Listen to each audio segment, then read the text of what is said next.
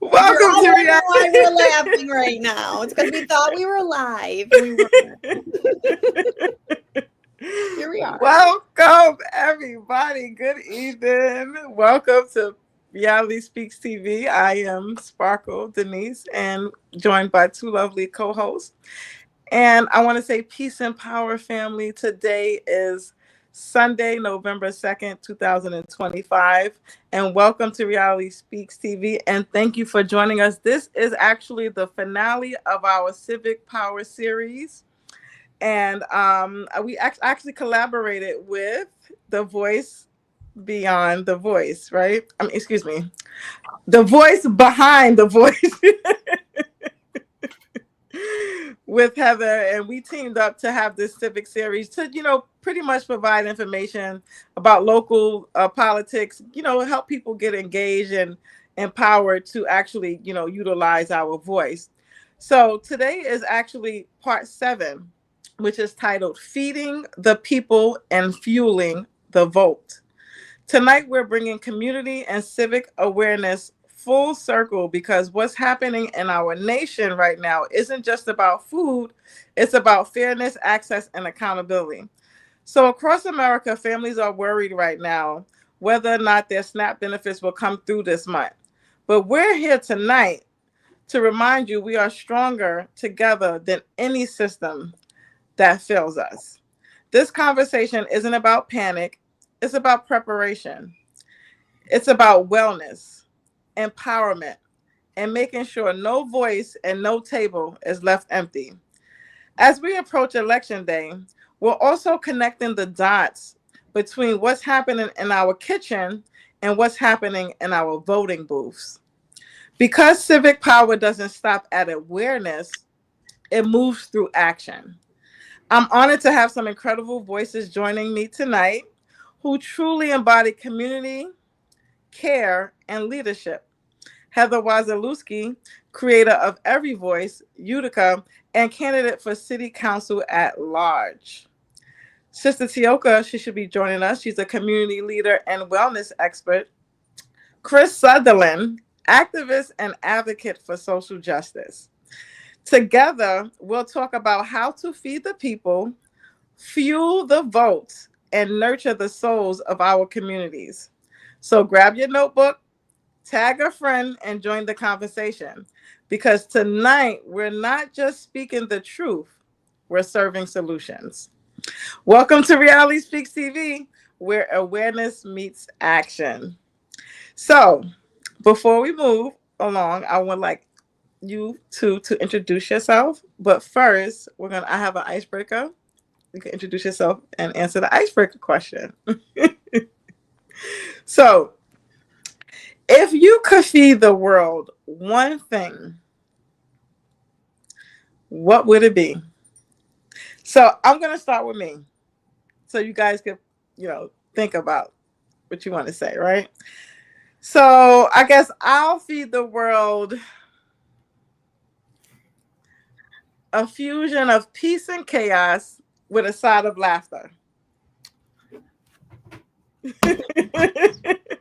Laughter on the side, because we gotta get through some stuff first. But okay. I'm gonna make y'all laugh while we getting through it. We ain't about to get through this and be miserable. No, we're gonna laugh while we working. I'm not playing that. All right. So I'm gonna go in order of appearance. I go with you, Chris. If you could feed the world one thing, what would it be? Yeah, I went very literal with food. And so I chose grape leaves, because a grape, like, you pick a grape leaf and you roll rice and meat and wheat and kind of whatever's around into a grape leaf into a little, like, hot dog, and you can keep it for a while. You can, I don't know, it just seems like a really good food. Never heard of a grape leaf. Wherever you are on the planet. So I thought, I don't know, I was thinking very literally. Oh, you did good, Chris. That's great. Thank you. Grape leaves are good. Grape leaves are good. I do empathy, because we need it. You need a lot of empathy right now. I'm going to feed everybody some empathy. We are really, I feel like we're really missing that right now. Obviously, we're letting people go hungry. So we need to feed everybody some empathy right now. Definitely. Definitely. Okay. All right. With a side of a smile. With a side of a smile. Seriously though, but yeah. Okay. So I don't know if you introduce yourself. So I guess people already know you by now, right, Heather? But tell us something that we might. You know what? What's your favorite color? Something Mine? basic. Yes. My favorite color is blue and all different shades of blues. I love blue. So, but did I tell you my fun fact is that, and this will be quick, but did I tell you when I did my DNA test and I found out that my family wasn't my family 2 years ago? Yeah. So I thought I was Polish for all these years, and I'm actually Italian, and my family is from East Utica and served on the council. How funny is that? So that's my fun fact. A lot of people don't know about me. So you said you thought you was Polish? I was. I mean, I was making pierogies and kabuska and doing, going to all the Polish family things, and I thought that I was Polish. I'm not. I'm Italian. I'm not Polish at all, actually. Actually, and then that your family was on city council. So yeah, and I found out that in the 50s and 60s, my family served on the city council in Utica. Yeah. Wow. So I don't believe in coincidences. Is this like fate? That's what I'm saying. I'm like, it totally made me realize, understand why I am who I am. So, but yeah, that's my fun fact for everybody that might not know about me. Wonderful. All right, Chris, let's talk. And I'm just a resident here in Utica, born and raised, and I've lived here my whole life. I've run into Sparkle a lot the last few years. I'm doing different projects in the community. And she asked me to be here tonight, and I'm honored. Yeah. That's great. All right. So I guess we could just dive right on in, right, to the setup that we have here. So right now, our region, because of the government shutdown, I believe it's a little over a month now. People are really, really concerned. And not because the government shutdown, I think this is the first time in history that it affected SNAP. I believe that before they had a government shutdown and SNAP people were still able to get their benefits.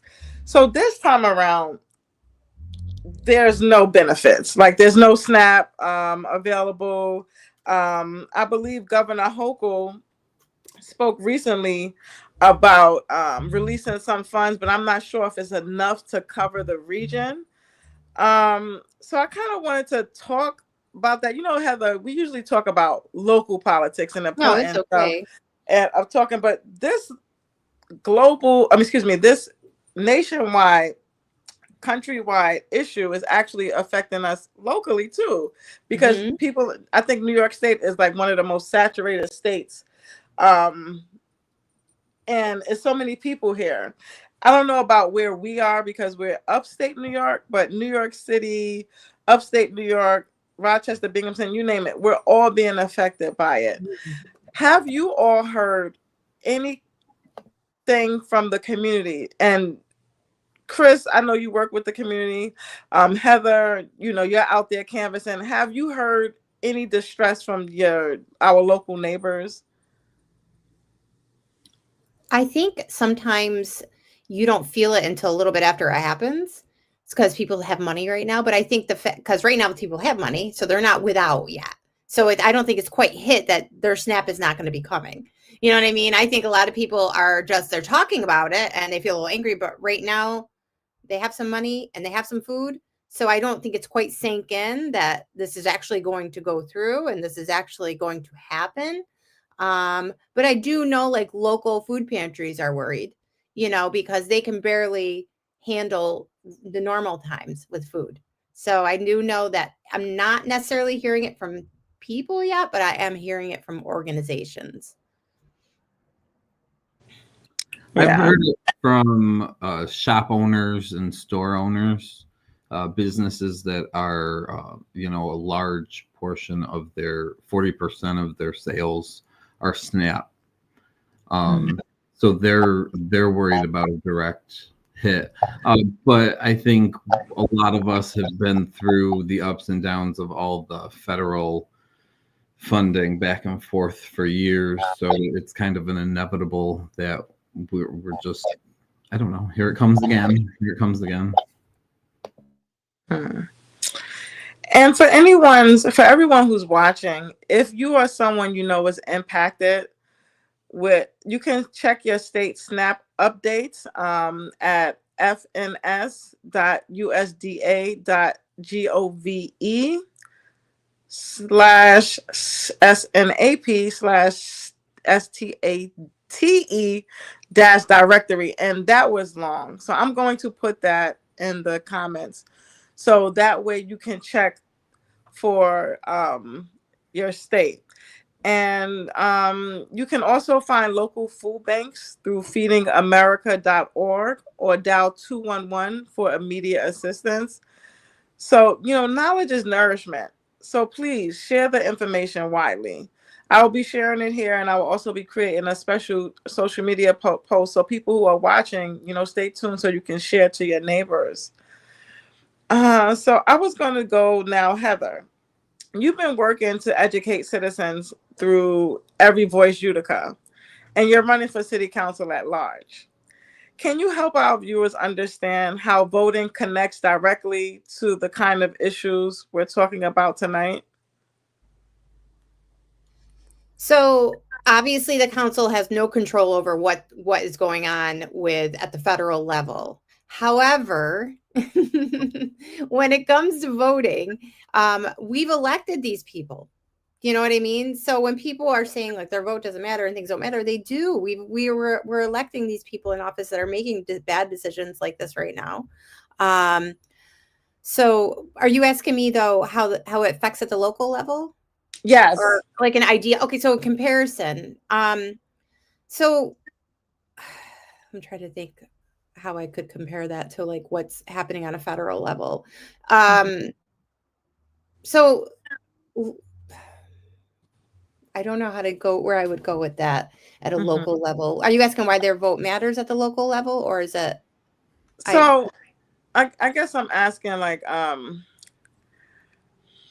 what these kind of issues, how can they connect to, I guess, okay, so we're your advocate in the community, and that's what people should look at the council as. So the council has the power to bring your voice to the next level, and that's something we can do. Now we can't solve what's happening all the time, but we are your advocate.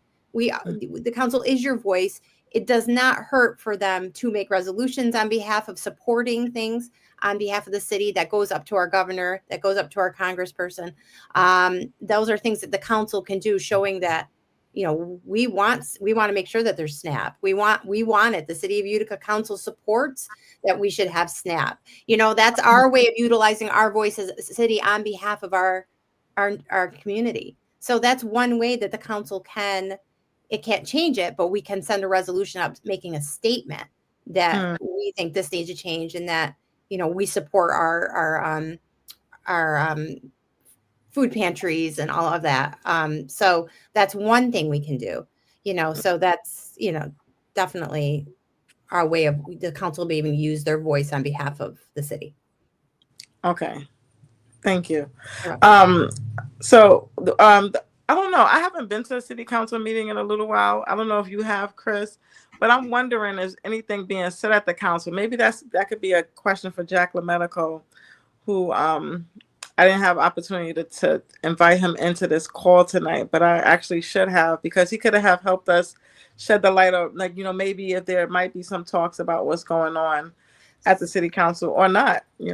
I've been there, they haven't said anything, but I can tell you that knocking on doors, the biggest concern that people have in the city, and this is going to tie into it, is the raise in the property tax. We're heading into a third property tax raise. People are on fixed incomes who can't afford that.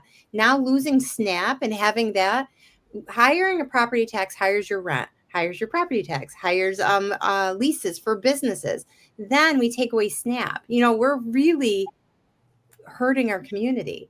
And I think that when I hear that, it's just be a matter of time before SNAP also starts affecting the community as well. Because Mhm. so those are, and so our control as a council to help with that would be not to continue raising the property tax on the community members. Yes. Hmm. Okay. Thank you, Heather. So now, Chris, I'm going to. I know that you quickly did some research for me about what Governor Hochul said. Do you have that Yeah, information? so she issued she issued something from her office, basically stating three things. The first was a state of emergency for New York State because of the SNAP benefits. The second was $65 million to be used of emergency funds. And the third was enabling a core of students through SUNY, helping lift up pantries, food Mm, pantries. okay. And then I know she released, she had a court order against Trump to actually release some of these funds anyway in New York State. But I'm not sure if those funds will be enough to cover, because there's some actual facts that I would like to share about that. New York State, whatever she released, I don't believe it. It's just for how long, right? Because there's so many of us who needs this. So I'm just gonna go scroll back, if you just bear with me really quickly. Some facts that I would like to share. Um, about 42 million Americans are at risk of not receiving SNAP, and no funding has been secured. The federal agency, the United States Department of Agriculture, has told states it may not issue benefits on November 1st, which was yesterday, due to lack of appropriation. Unused SNAP benefits from October will still be available on EBT cards in most states, even if new benefits are delayed. States have limited ability to cover the benefits themselves with federal reimbursement. So this matters because many of our community has seniors, underserved youth, families, and likely vulnerable to food insecurities. It benefits If benefits are delayed, like now, you know, we have the power to urge our listening audience to help our seniors, to help families who they know might be need. Say if you have a surplus of something. So if you have a loaf of bread, maybe you want to share some of your bread. I mean, I'm being the most minimal thing, but like if you cook a meal, I know a lot of us sometimes throw away leftovers or whatever. Maybe try to ask your neighbor, are they okay? Do they need a plate? Have they eaten? And it's kind of like a little shy situation, right? It leaves you very vulnerable and maybe a little embarrassed too, right? So, but this is not the time for that. This is the time for us to stick together, be aware. If somebody next to you, just ask them, did you eat today? Or when was the last time you ate? I don't know, something like that. I'm not sure, but I'm not sure what you would say, but being proactive it shows that we're resilient as a community. Together we taking this action.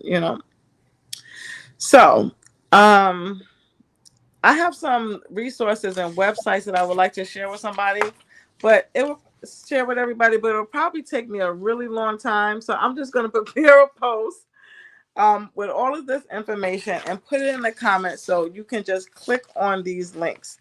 But I will just state some websites. Well, actually, I will give some numbers. The United States, the USDA, United States Department of Agriculture, they have a national hunger hotline. And that number is 1-866-3-HUNGRY. That's 1-866-348-6479. So this is the National Hunger Hotline. And it's 1-866-348-6479. So this is a toll-free number, and these information that I'm giving you are for all of the states, because we are in the region of Utica, Oneida County, but there's a lot of people who are listening from all across America. So the next number for our Spanish speakers is 1-877-842-6273, 877-842-6723. I mean, excuse me, 6273. And that's the National Hunger Hotline. And each state has its very own SNAP management office. So you can direct your questions there. You can go to the website to find out the latest, and that's otda.ny.gov. That's for New York. But this website can take you to others. And if you visit, if you call 1-866-3, wait a second, 1-866. Okay, I can't right now. But what I mean I can is, like, I don't see the rest of the number. Oh, I have another Why Hungry hotline. It's 1-800-5HUNGRY, 1-800-548-6798. And that website is whyhunger.org. And one more. This is for food banks and emergency food resources from Feeding America Network. And if you go to feedingamerica.org and you type in your zip code, they will connect you with your local food banks and mobile pantry sites in your area. And are you smiling because you used to work at the food bank, Heather? And the only reason, tell us how that was, because I think you were the director, right? Yeah, I was the executive director. This was during COVID, like right when the middle of COVID when I worked there. So there was a lot going on at that time. So it feels like we're going back into that almost again. Not COVID, but necessarily the process of people not having money, not having enough to buy, not having EBT right now. So we're kind of heading back into that direction again. So I'm really worried for the food pantries right now. Yeah, especially because of the Thanksgiving holiday coming up, Yeah, right? even though that the additional funding is coming from, up above, I don't know how long it's going to last or what that even means right now. So, yeah, and especially with the holidays, Thanksgiving and Christmas and all of that. Yeah, yes. And I did want to mention that available in most U.S. regions, dialing 211 can get you 24/7 information on food, housing, bills, and health services. Just FYI, 211, 24/7 information on food. So that's also a resource. And again, I'll be putting all of these things that I'm saying so you can read them. But Chris, I wanted to hear from you. What do you think? And I don't necessarily have a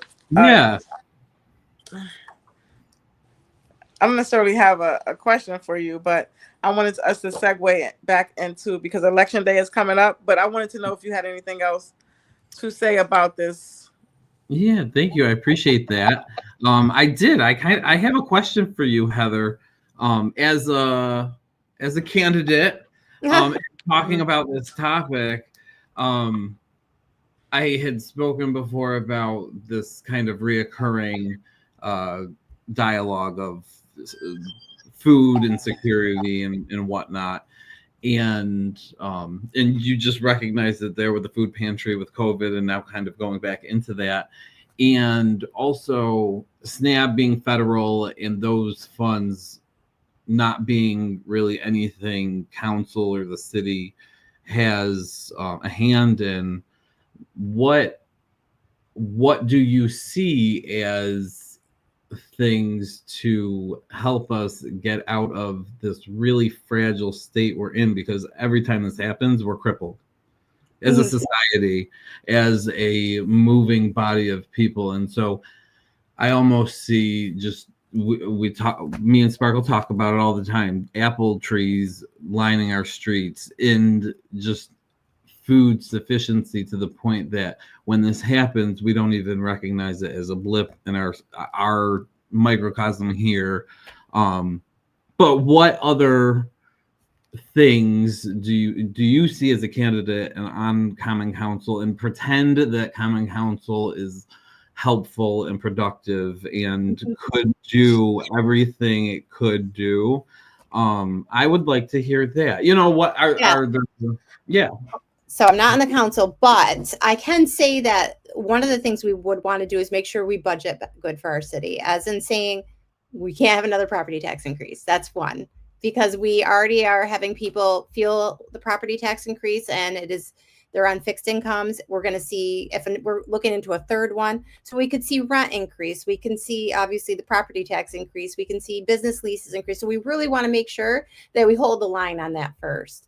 I think second is really looking into all of our local organizations that we have. How do we work together? How, instead of siloing everybody so separately, how can we all connect through this and work together as a city to make sure that whatever that loss is that we're missing, whether it's food or whatever, what can we all do together? How do we get these organizations into one room and talking? I think those are a couple of things that we need to do, because we don't talk together. Everything's separate. So I think that those are two things that we can do within the city that would be really helpful. I think right now, those conversations should be happening. Like, how are we preparing right now as a city for this to happen? I mean, yes, like you said, we can't control the federal level. We have no hands in it as a council. But as a city, what are we doing right now that we should be doing? Like, we should be reaching out to our organizations, all of them, and saying, hey, are we ready for this? What do we need to do? So that's the two things I think as a council that would be really important that I can pick off the top of my head right now. Yeah, no, thank you. Even updates from our pantries so that we know as a council what we need and what's going on. How is Utica Food Pantry doing? How is the rescue mission doing? Do we need to contact our mayor to go to our county exec and say, we need to try to get more funds into this food pantry. They don't have enough. So I feel like an update and seeing where things are at would also be helpful, because we can communicate better with our constituents on all of that. So okay, and now this is another follow-up. How do you help manage the fence, the public and private sector? The collaborations with organizations that are supposed to be in the private sector, even if they're doing majority of public sector work. Kind of balancing that job duties, basically. What is the city's responsibilities as opposed to all of those collaborating. And it really isn't the city's responsibility, I would say, with those organizations. It's just hoping that we can get them together to maybe work something out. But I wouldn't know more of that until I'm on there and I'm talking to the council and I'm sitting in the room with the mayor and we're like, what do we do here? So I would know more then. But it's such a great questions. And I'm happy that you're asking that, because I hadn't really sat there and thought about it. I've just been on what I've been talking about, the doors. And right now we're really heading into another crisis. And I have not even put that in my bank yet. So I actually appreciate that you asked those questions, and they're great. So no problem.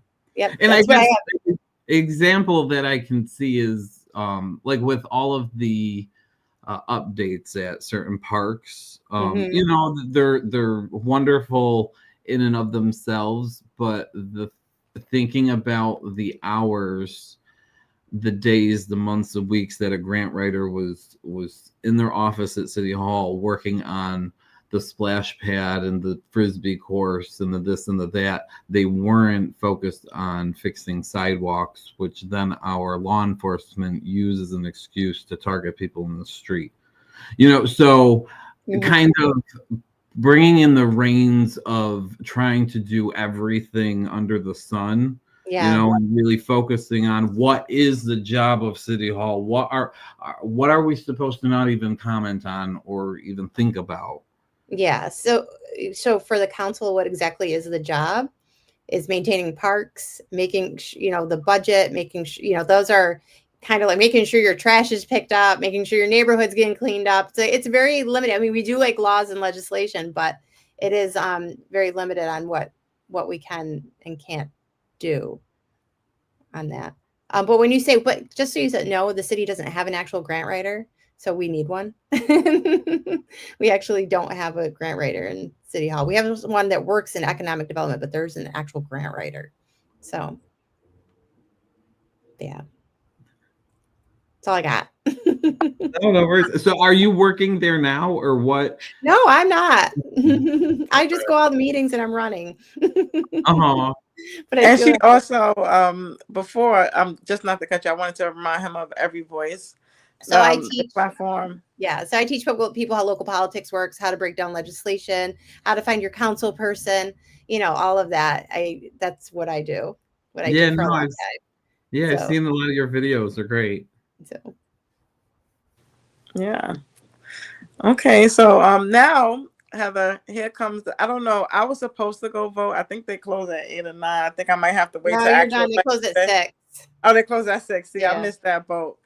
But I think I'm a little nostalgic anyway. I think I actually like actual election day. I'm kind of like old school in that way. Like, I know it's early voting. I'm literally right across the street, but I want to wait for election day. It's called election day for a reason, right? Like, so, but can you talk a little bit about?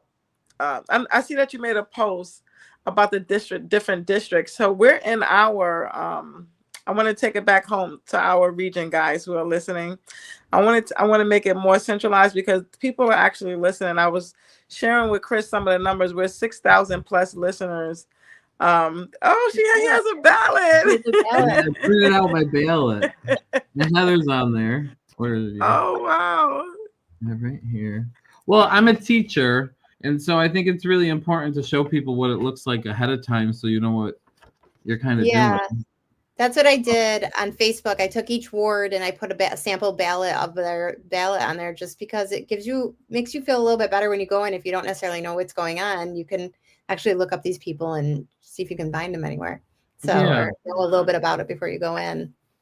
Yeah. And the proposal on the back is about acreage in the Adirondack Park. Mm-hmm. Oh, really? About it, but it's adding 2,500 acres, so I think it's good. So I'm if it's adding to 25 acres to not put a resort on there. Are they putting a resort on it? No, it's trails. And I'm a member of ADK, which is there's a big, I think it's crazy amount of miles, and it's been unused, and they're going to open it up for hiking and other things. So, and I think that's great. The Adirondacks is huge. As long as they're not putting a resort there like they were going to do before, I think it's an awesome idea. Vote yes. Okay, so Chris tried to fake take me hiking because I wanted to see a waterfall somewhere, and I was like, because Heather, you're a hiker too. I was like holding on for dear life for every slight hill, right? And Chris was having a ball laughing at me.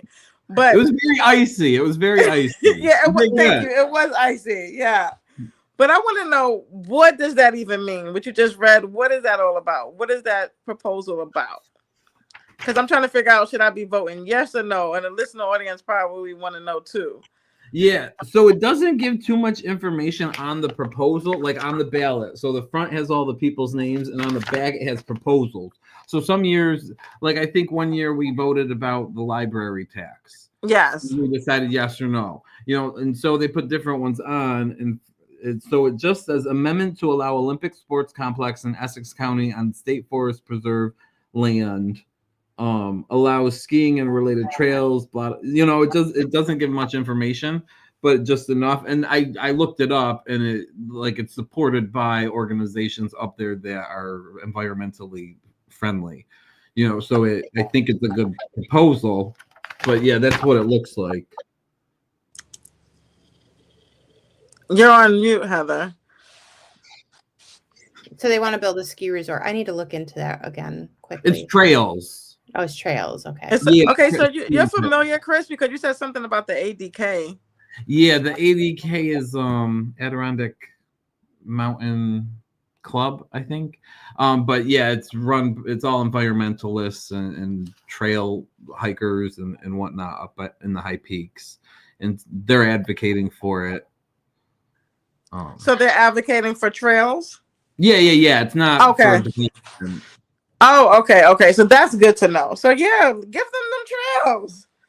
I mean, we ain't using that space anyway. But so It's such a But that's on random a thing. local. That's on a local ballot. I mean, It's for the state. oh, So it's for the yeah, state. in local Okay. districts, if you have something that's been put up for proposal, but Heather, what constitutes, like, how does anything get to the back of this? I have no idea. That's a great question. I'm gonna be honest. I don't know how that happened. Because why wouldn't That's this be why I stick with local politics. It's attainable and accessible. That's where Right. I'm at. Someone, anyone who's watching, if you know, drop it in the comments. What is going on with that thing in the back? But so And how do because you it's get the something on the state, back of the ballot? yeah, how do you get something on the back of the ballot? And the other thing is, I just lost my train of thought. But how do you get something on the back of the ballot? And also, where are you going to vote? I want everybody to drop in the comments. Are you going to vote yes or no, and why? So I actually have a friend who's like, "Are you taking me to come vote for Heather? Yes or no?" So I have some people who are already ready to vote for you. But Heather, I don't think I ever asked you this question. I think you're dope. I'm biased, but why should someone vote for you, Heather? Why should what are your views? Why should someone vote for Heather Wasielewski on election day? So weird. It's a weird question. Put you on the spot. I care about a lot about what I do. I care about the people. I can look at both sides of life and see things and understand it. So I can take myself out of a situation, that and be able to look at it from a different perspective. I'm also going to work really hard to hold that council accountable for what they're doing, regardless of the party affiliations. Everybody needs to be held accountable on there. I am not scared to communicate on behalf of the community, and I'm also not scared to press the administration on doing the right thing. I love what I do. Would be the greatest thing to do, is to be able to put all that work of the last 10 years, listening to community members, going to neighborhood associations, going to all the council meetings, hearing people talk, knocking on doors, being able to represent them at the council. Not the council, not the administration, but the people. So I think that's what we need, is people that are going to be on the council thinking about them, the community. And we are lacking that. We don't have that. We have a lot of people on their own soapbox that don't leave their neck of their little bubble and reach out past that. And we need more people that will reach out past them, their little self, their soapbox, and start listening to their people. Yeah, that's what I got. Vote for me. I'm joking. Oh. Vote for Heather. Okay, so I guess I won't keep us long tonight. We covered both topics that I had in mind. Chris, did you want to say anything else? Yeah, I want to know what questions do you have for us? Because Sparkle and I are very, I'd say, normal, constituents. Mm-hmm. If you could see one thing change in the city, Chris, what would you like that to be? What is one thing that if you could have the council do, what would that, just one thing? Heather, I've been here 38 years. Chris, I hear that at the door. You get one thing right now. I can't even focus on one thing. One from the council. And every time I knock on the door, I tend to get people that aren't sure, or they'll tell me, we want our roads fixed, we want property tax. Yeah.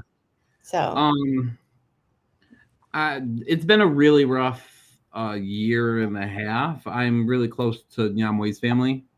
Okay. So it would definitely be in that realm of restitution and apology. But something practical would be a more concerted focus on that sustainability factor to our green spaces. We have hundreds of acres of parks. We have the medians. We have in between the sidewalk and the street. There is absolutely no reason we shouldn't have an apple orchard, Utica apple orchard. It makes absolutely no sense. We pay people to maintain the grounds already. We can just train them to prune the apple trees and there we go. The school You can district. start with telling the administration to put our tree board back, because we have an actual tree board that has been waiting for a long time to be reinstated. So we need to tell the administration to reinstate the tree board. These are the people who take care of the trees in the city. This is our tree board. So it's really important that we get that board. They're waiting. They're ready. They keep talking. They keep asking. They keep being ignored. So What there is you a go. tree board? We have an actual tree board. A board. Yeah, it's like an actual board. Yep. That I didn't know. That's new. So they are ready. They are big arborists. They care about the city. They care about that. It's very important that we reinstate that board. They are ready to go, and the administration has yet to do it. What's the holdup? Yeah, what did you say? They're ready to go. Who is they? There's a whole board that's been picked that is ready to start getting to work as a board. Oh, so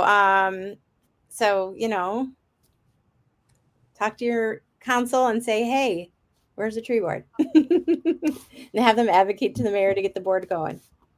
Sorry, Mayor. He's not watching this. No.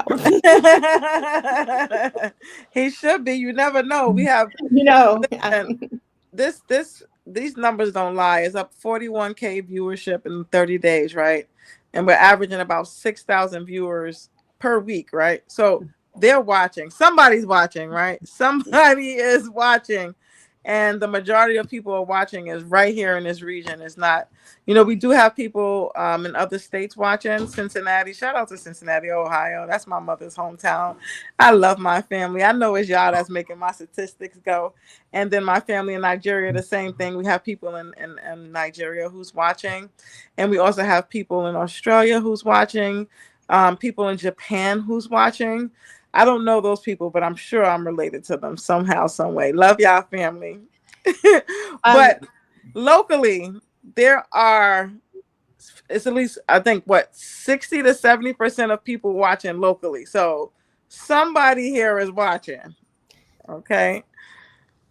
So if I have one thing that's really important and that you guys should know and everyone knows is that this is the type of election where your vote can change the outcome.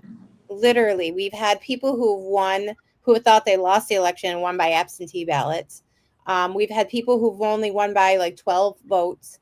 So when people are on this thing that your vote doesn't matter, and at the local level, it's completely different. It's completely different. Your vote really, truly could change the election. So I think it's very important that everybody, if you're registered to vote, to make sure you get out there Tuesday and vote. Because we need you. I need you to be able to even get to that next level. So, and these turnouts are very small, so we don't see a lot of people come out unless it's the presidential election and sometimes congressional, but a city election is a very small turnout. However, early voting has been pretty good so far. So I'm not complaining about early voting right now. I'm really happy to see how many people have been going out and doing it. What's our voting average? The amount of people who vote? Oof. In the city election? Yeah. It's so small. When I say it's small, it's really small. I don't even know what the average is, but it's definitely small. I feel like it's been around 5,000 or 6,000 in our yeah, that sounds about right for a city election. That sounds about right. So people want to see change, but it starts at the local level. Like really does. Like we are the next to carry up and keep it moving. So and again, like I repeat this all the time, it is accessible and attainable. You can sit with coffee with the people that make the laws in your city. We need to stop voting for people that are friendly or they're my friend or I know their cousin. We want to vote for people that are actually going to go in and do the work. That's just what it is. And we need you to vote because we do have people on this ballot that really want to put in the work and really want to be there for the people. So who else are they? I have my ballot right here. Tell me. Okay, so I don't know, what ward are you? What 5. ward are you? You're 5. So Venice is not running against anybody. Yeah. Then you should have Yvonne for your legislator. And then you have 5 at large that are running. You can only pick 3. So you have Jack LaMedico, Samantha Cosmo Testa, me, Rich DiLiberto, and Rich Tomeno. And then for court, you should have Elizabeth Fortino. I always say her. She was on here before. Yes. Candace Randall, something Dylan, and the other person I don't know.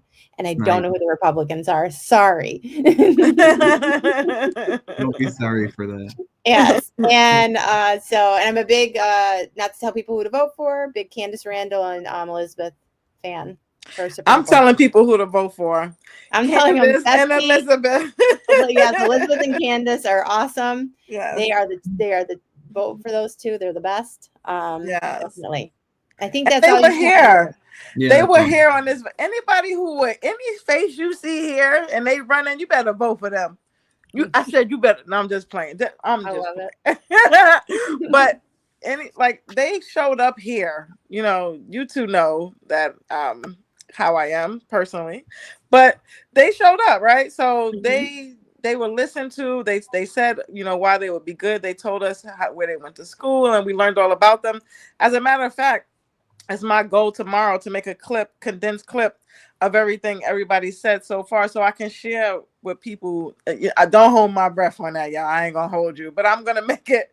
I'm gonna try my best. Good intention. Good intention. I'm gonna at least reshare the podcast because we did this is our 7th final series, Heather. This was the Civic Power Series. We had Citizen Action on. We had the League of Women Voters. We had Sister Freddie Hamilton. You name it. We had even Jack LaMedico and Frank. I love that they came on. Yeah, I really. Yeah, so I'm gonna, they came, they showed up, they tried to, tell us what was happening with them. I'm listening.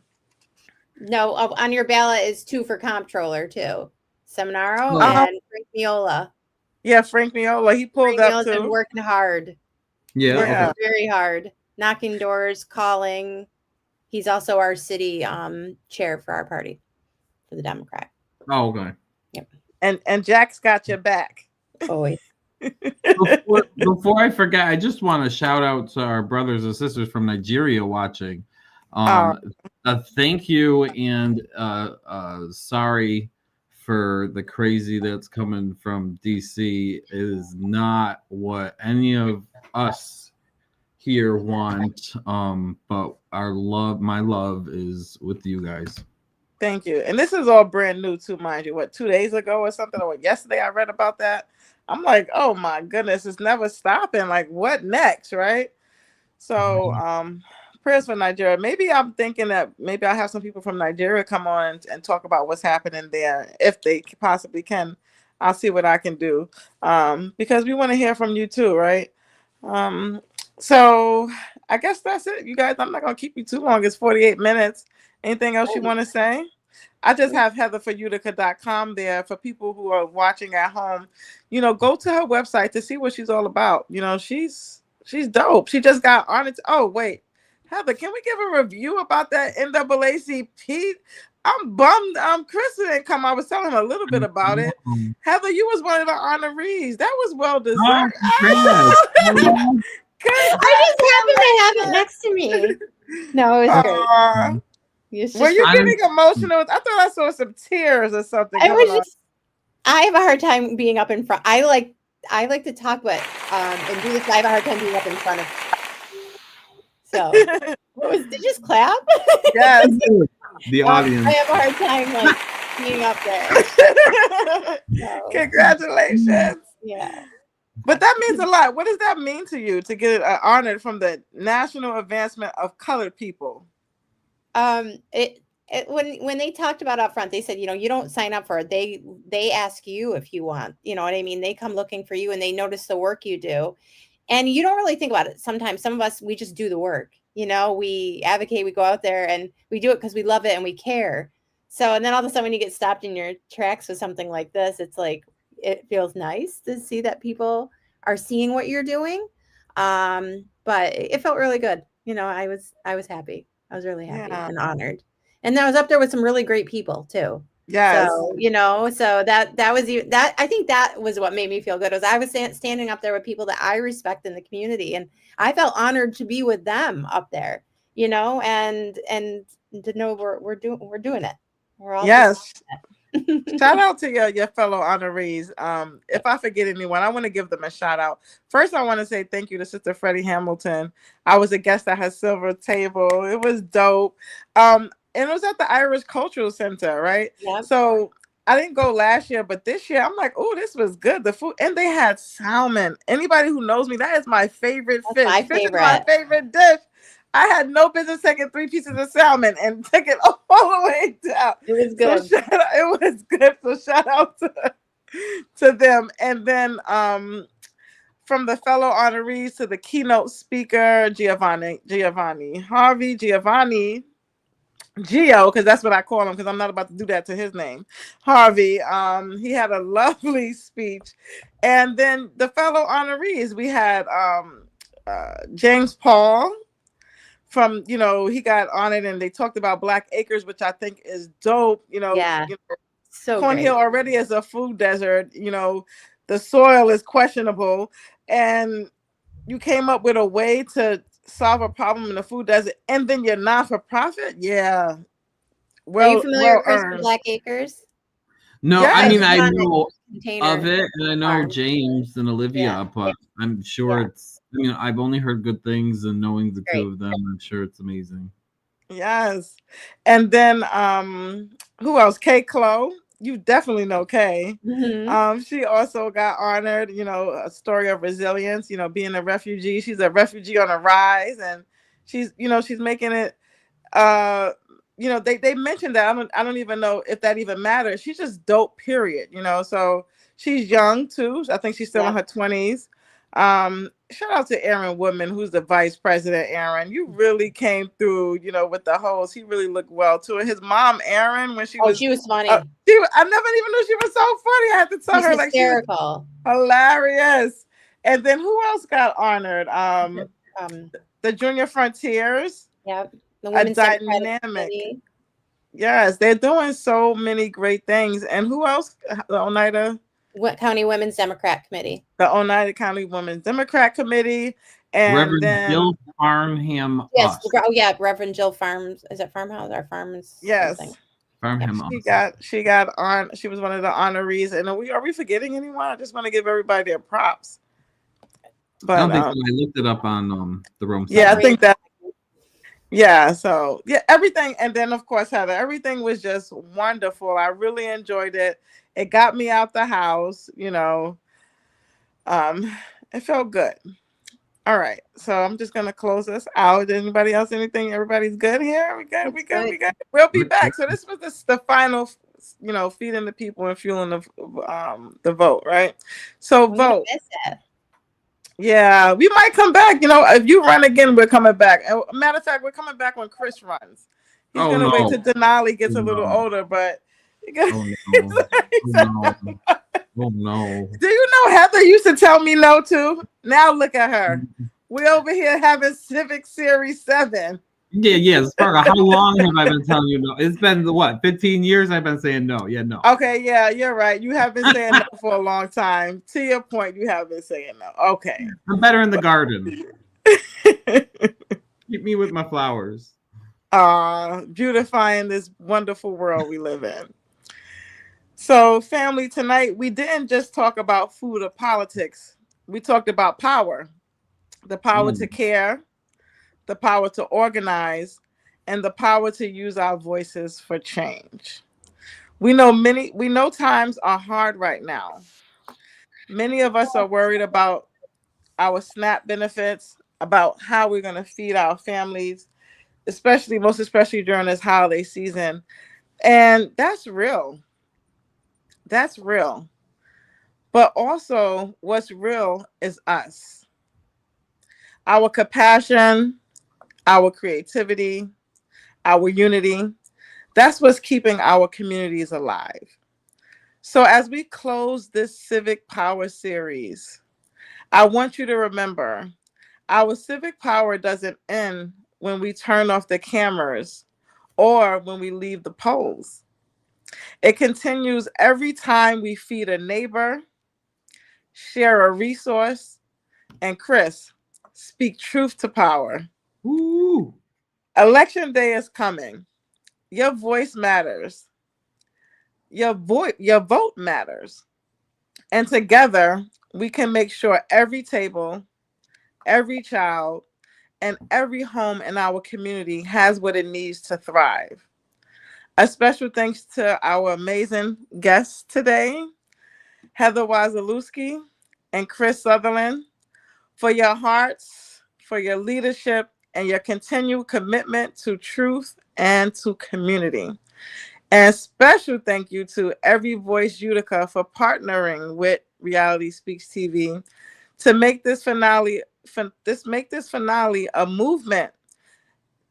Excuse me, to make this finale a movement, not just a moment. That's what I wanted to say. Excuse me. Remember, stay informed, stay involved, and stay inspired. Together, we feed hope, strengthen wellness, and provide power to our community action. So I am Sparkle Denise, and you're watching Reality Speaks TV, where real people, real talk, and real time. Peace and blessings, family. Good night. Thank you, Sparkle. Thank you. Bye, guys.